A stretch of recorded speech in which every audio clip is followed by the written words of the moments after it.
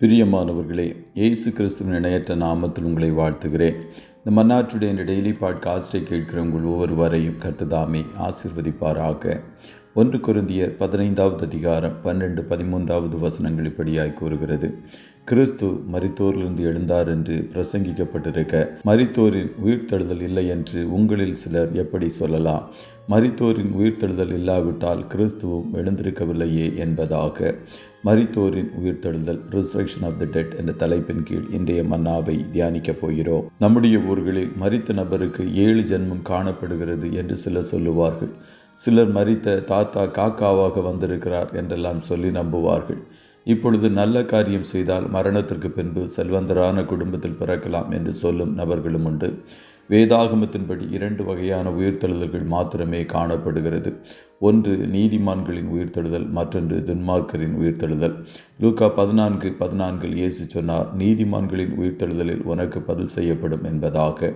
யோவான் 5:29 படி நன்மை செய்தவர்கள் ஜீவனை அடையும்படி எழுந்திருக்கிறவர்களாகவும் புறப்படுவார்கள் என்று எழுதப்பட்டிருக்கிறது. 2வது வகையான உயிர்த்தெழுதல் துன்மார்க்கரின் உயிர்த்தெழுதல்.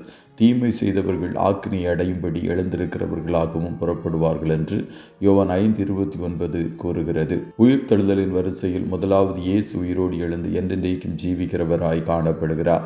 அதன் பின்பு கிறிஸ்துவை உடையவர்கள் உயிரோடு எழுந்திருப்பார்கள். அவனவன் தன் வரிசையிலே உயிர்ப்பிக்கப்படுவான். முதற் பலனானவர் கிறிஸ்து. பின்பு அவர் வருகையில் அவருடையவர்கள் உயிர்ப்பிக்கப்படுவார்கள் என்று 1 கொரிந்தியர் 15:23 கூறுகிறது. கடைசியாக பரிகரிக்கப்படும் கடைசி சத்துரு மரணம். நீதிமான்களின் உயிர்த்தெழுதலின் வரிசையில் நாம் எல்லாரும் வந்துவிட வேண்டும். அதையே பவுல் இலக்காக கொண்டு சொல்லுகிறார்.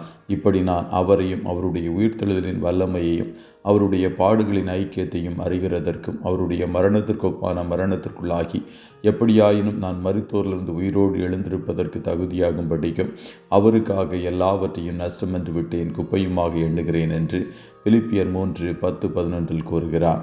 பவுலுடைய இலக்கு மரித்தோரிலிருந்து உயிரோடு எழுந்திருப்பதற்கு தகுதியாக காணப்பட வேண்டும் என்பதே.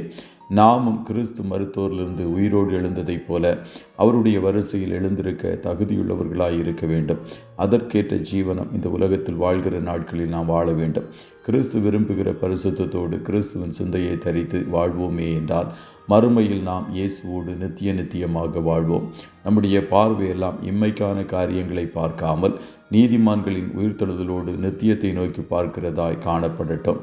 கர்த்தர் உங்கள் ஒவ்வொருவரையும் ஆசீர்வதிப்பாராக. ஜெபம் செய்வோமா? நல்ல தகப்பனை, உம்மை நன்றியோடு துதிக்கிறோம். இந்த மன்னாற்றுடைய இந்த டெய்லி பாட்காஸ்டை கேட்கிற உடைய பிள்ளைகள் ஒவ்வொருவரையும் கர்த்தர் ஆசீர்வதிப்பீராக.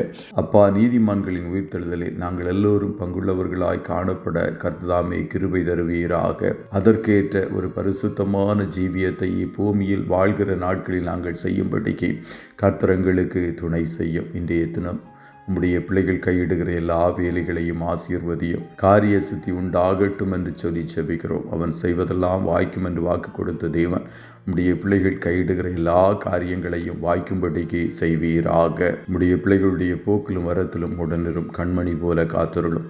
ஆட்டுக்குட்டியானவரின் இரத்தத்தின் பாதுகாப்புக்குள்ளாய் கொடுத்து இயேசுவின் நாமத்தில் வாழ்த்தி ஜெபிக்கிறோம் நல்ல பிதாவே. ஆமே.